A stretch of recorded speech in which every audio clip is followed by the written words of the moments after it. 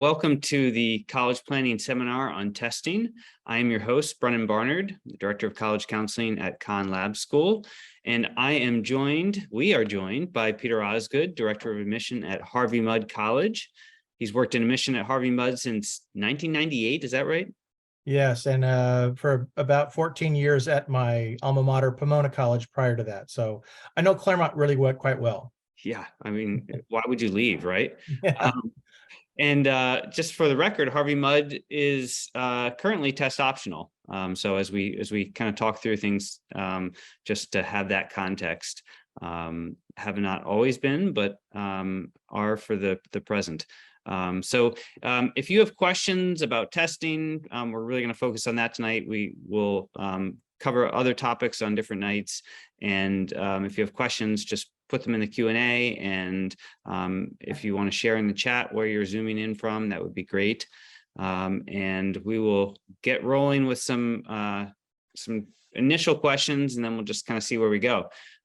So Peter, thanks for being with us. And just to set the stage, can you talk a little bit? A lot of times students are worried that colleges will look at one test being better than the other as we look at kind of ACT or SAT. Does it really matter which test they take? Not in my opinion. I can't speak for the entire profession, but we've been indifferent about them. They both tend to measure similar types of qualities. It is the case that some students may find one test more comfortable for them. They may perform better on one than another. I don't know if I'm expert enough to identify why a student would choose one over the other, but almost all the admission world, if they're looking at tests at all, are going to be comfortable using either measure. Yeah, I have not met a school yet that has said don't don't take this one, take this one. I think another question is often, what's the better test for me? Students wonder, and our advice usually is, take them both. Take some practice tests. You don't have to take the official test, but there are a lot of companies out there that will offer free practice tests or diagnostic tests, and take them and see which one feels like a better test for you. And colleges and universities have a concordance table where they can see which, how the tests line up, and students can access those online and see which is a better test for them, and then focus on one test. And yeah, there could be several reasons for this. I could see that some students like the way the test is broken up one way as opposed to another, or the way the sections are organized. The fact that you have in the ACT, a STEM focused evaluation rather than mathematics as the only sort of scientific or mathematical side of it. So there are various reasons why some would choose one or another. Yep, definitely. And the pacing, and yeah, exactly. So as we think about test optional, there's a question that came in during registration about can a student submit specific test scores? Like if they decide to go test optional and not submit the SAT, for example, could they decide, okay, I just want to submit my math score on the SAT? Not at our school, and I don't know if I don't know enough about how this. Well, okay, let me talk about how we receive the scores to begin with. Yeah, that'd be Many helpful. schools are willing to have the student self-report these test scores rather than having them come from an official source. The official source might be used later to verify test scores for students who are enrolling. That's the case for our institution. I cannot recall a time that we only saw one test for a student. We only saw the math section, for example, for a student. We have seen times where students deliberately put more effort into one side of the test of the SAT than another. And sometimes that gets flagged by the College Board, like, this looks really unusual, the scores being so disparate. But another sort of related question is whether colleges will super score the test. Right. Could And you explain super just, score, yeah, super scoring is you may have a higher ERW score on a administration on a certain month the previous year, and a higher score in mathematics on that test. But I'm sorry, I'm missing my cases. But basically, you take the test twice, and you're going to pair the math of one test administration with the ERW of a different test administration, and so ultimately your score, and same thing with ACT. You can break it down by the subsections, and ultimately you can come to a higher total match. Now, with the ACT, most schools don't artificially create a new composite score for the student. That's not really the way it's intended, but you can look at the internal scores to say, oh, on this particular test, the math section's a bit higher, or so on and so forth.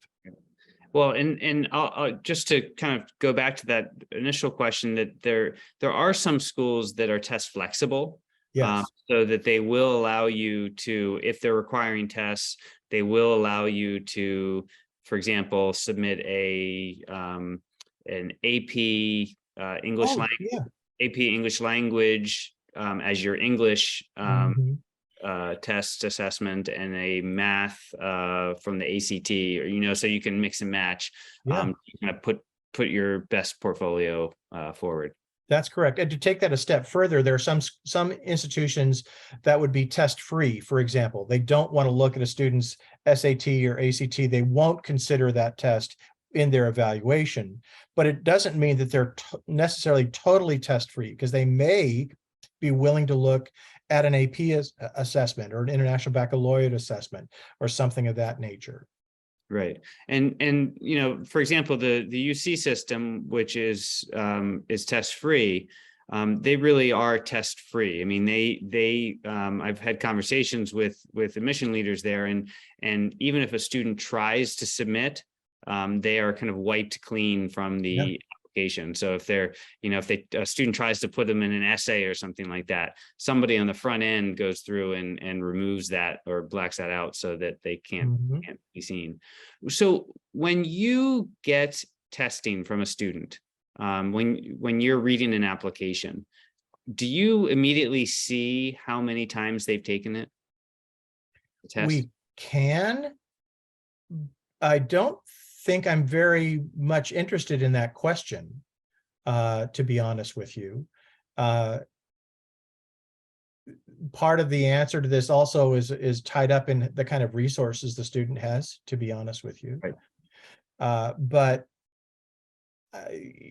we want to think the best of the student. So whatever the score that is reported to us, I'm going to look at that and just try to see if that test score is a reasonably good test score. If it's a really good test score, is my impression going to be heightened?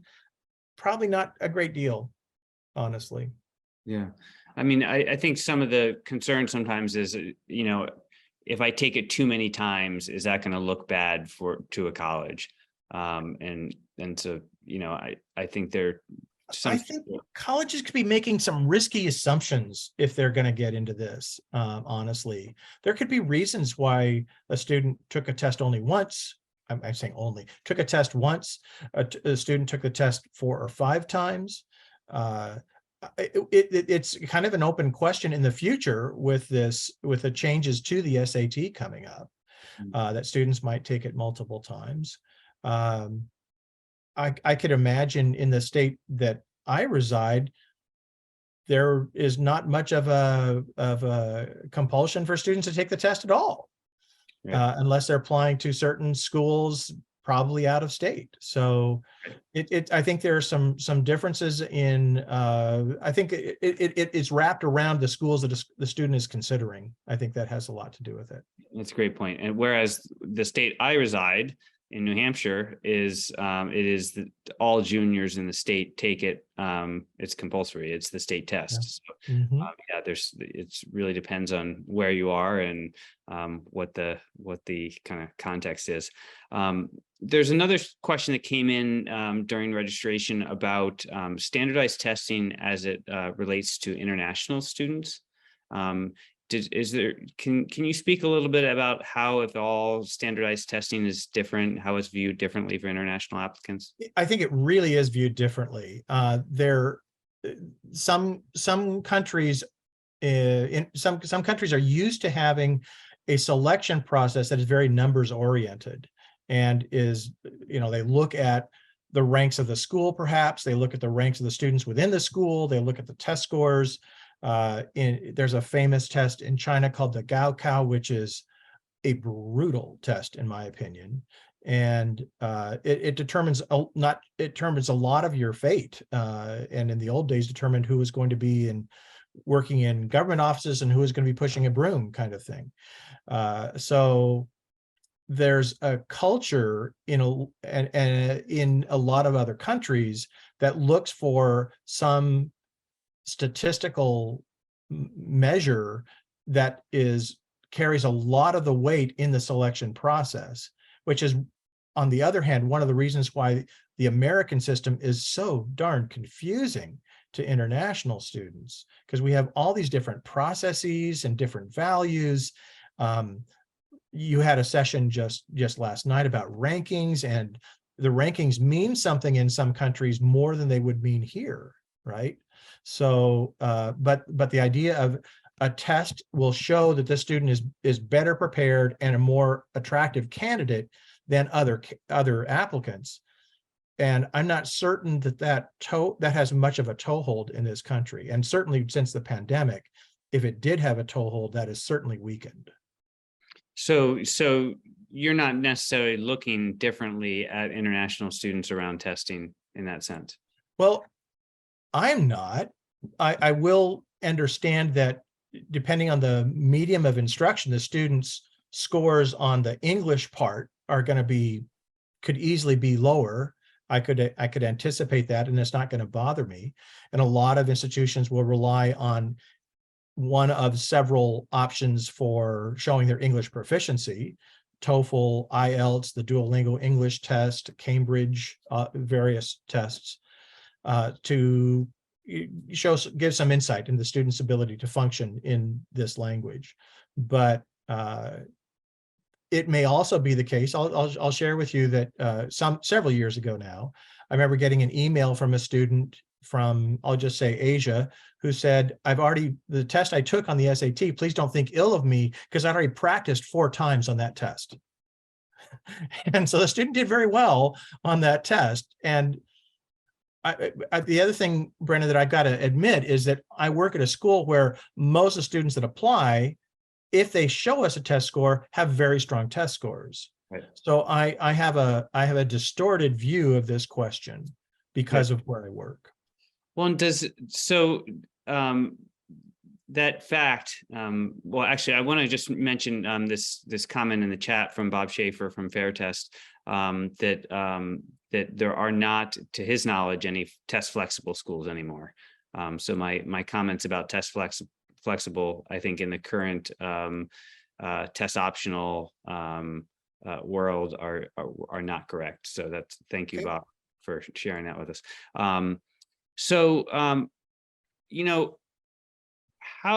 How has test optional changed, if at all, the kind of the dynamic of kind of test bands at Harvey Mudd? Like, has it changed the kind of your average scores, and how's that impact students? It's changed it. It's interesting. That's a great question. First of all, I think it's really changed things quite significantly, both in terms of our attitude toward those test scores and in reflecting on where the test bands fall. So in a test optional world, the students that are more likely to send in those tests are students who are very happy with their test scores. And so artificially, you are inflating your scales, your numbers, your midpoints, your percentiles, however you report it. On the other hand, when I look at a test score, I'm not looking to make minor noticed minor differences in students' test scores. My perspective on this, and I think I hope I can speak for my colleagues on this, that we kind of think about, is this test strong or good enough to be able to manage the demands of our institution? Almost always that answer is yes when I see that test score. If the answer is not, there's some things I should look at it more carefully. I'm going to dig through the application to see what information I can back up to support the student succeeding here. It may not be a test score. It may be the kind of courses the student's taken. It may be grade patterns, the students really gaining a lot of momentum. It could be things that we're attending to with academic recommendations from faculty or counselors. There are many ways to trip that. It is really rare for me to see a test score that makes me think, oh no, the student couldn't function here. Really, really rare. And is that true just since you went test optional, or has it? No, I'd say for my career at Mudd, and frankly, when I was working at Pomona, that was the case. There were probably more cases prior to being test optional where the student was, this looks really doubtful that the student might be able to succeed. There are, I suspect, but I can't have any evidence to show that the students who might have had scores like that don't show them to us. Right. Yeah, that's helpful. So if you have questions for Peter, feel free to put them in the Q&A, and I'll kind of build off that, Peter. And how should students think about whether or not to submit test scores?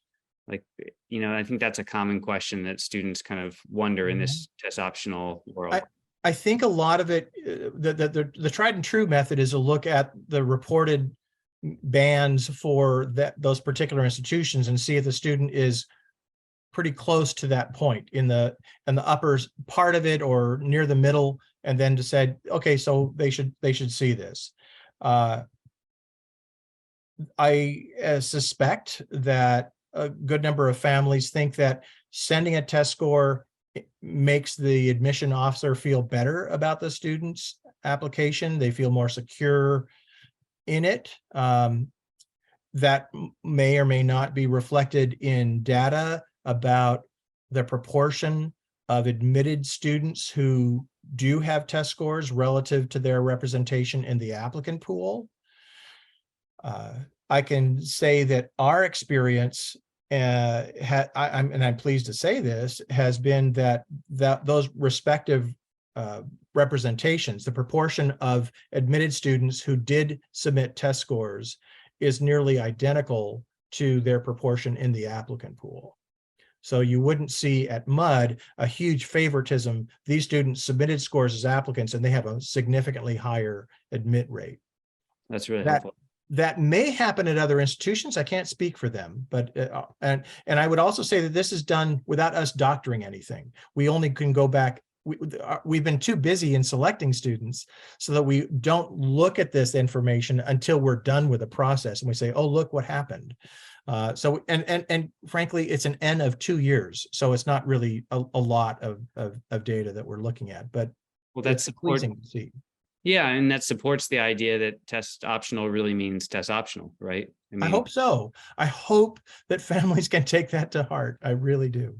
But I think to your point, it's important for students to ask those questions at individual colleges about, the percentage of non-submitters who were admitted as compared to submitters. Just to get a sense for whether or not it's a similar dynamic. I mean, I know at some schools it's not, but I think those are really important questions to ask. And it may vary from subject area to subject area. If a student, it may be that within like engineering and other STEM areas that is more of a weight than for a student who's going to be studying in the letters and arts area of the curriculum, humanities, social sciences. It may or may not. Can you talk a little bit about the relationship between testing and merit scholarships, non-need based financial aid? I can't speak for other institutions. My hope is, and maybe our colleagues at Fair Test can give us some insight into this. I don't, is that if a school is going to be test optional, that those tests shouldn't be part of the selection process for merit scholarships. Yeah. You've given the students the option, and I think you have to honor that student's choice, so that your merit scholarships, I think, have to find some other rubric to make that selection if a student has decided or has not had an opportunity to take that test. Right. Yeah. I mean, I think there's still some schools out there that are using it, and are test optional. A number of us have tried to kind of crowdsource from colleagues to get a list of those schools, but it's kind of it's not the most transparent thing, and I kind of a agree. moving target.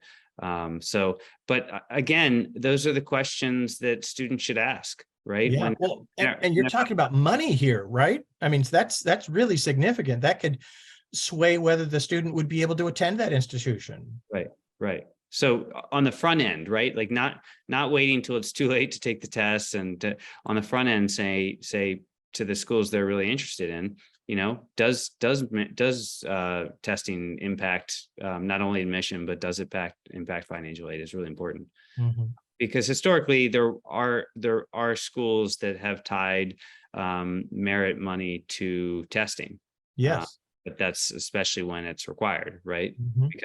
Because a lot of merit money is used, scholarship aid is used to attract students who are scoring and have GPAs and grades and things like that above that school's profile, right? Correct. They're Oh, trying. when I began at Harvey Mudd, that was exactly how one of the merit scholarships was fashioned.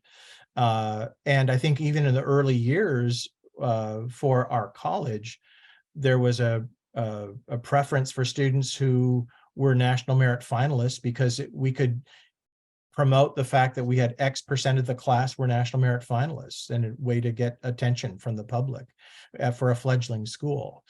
I'm pleased that we've moved away from that practice, and because for a variety of reasons, a lot of it connected to the testing profile of the students that tend to apply and are admitted to our institution. So it was just it didn't didn't make sense to continue it in that fashion. Yeah, yeah, that's helpful. Anything else you think that's really important, like questions you get often that you think is important for students and families to know about testing, about preparation, anything like that?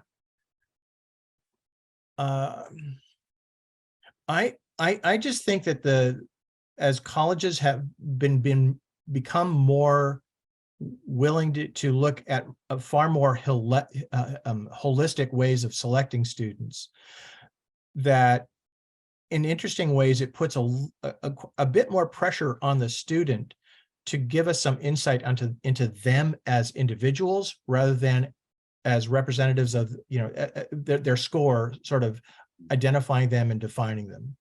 And I think that it has made my job sometimes more challenging, but it's also made it more rewarding and more engaging, because I'm more plugged into who the student is, and the test is not as prominent a part of the application. I honestly, when I'm reading an application, now I see a test score, it's largely like, is this good enough? Next. And I immediately put it out of my mind. What I'm really focused in is the student's story and the student's experiences, also the context of that student's story. And I think in a lot of ways, this pandemic has shifted our approaches in very positive ways, although they've been uncomfortable growing pains associated with them. Yeah, well, it does. The test optional movement does really, like you said, allow for a lot more freedom in what you look at and how you look at things. I'll just draw people's attention to Bob Schaefer's comment here in the chat about that financial aid issue and merit aid. And he says the biggest abusers are state scholarship programs that rely heavily on ACT and SAT results, like Bright Futures in Florida, or the Zeal Miller in Georgia, or LEAP in Louisiana, things like that. So, Well, not every legislator is particularly plugged into education. right. Right. Well, and that's why, I mean, the whole state of Florida and the whole state of Georgia right now are two that are requiring all their public schools to require testing. Yeah. So, hey, Peter, thanks for being here with us. For those of you who are joining us, you probably saw in the chat, but there's some great, for those who are from CGN schools, there's some great go-to guides and playlists that we've developed around testing. So if you have more questions, you can go there and find those out. And we will be back next Wednesday, or not next Wednesday, but the following Wednesday, October 26th at 8:30. And in fact, the subject will be financial aid. And so we'll get into some more of that.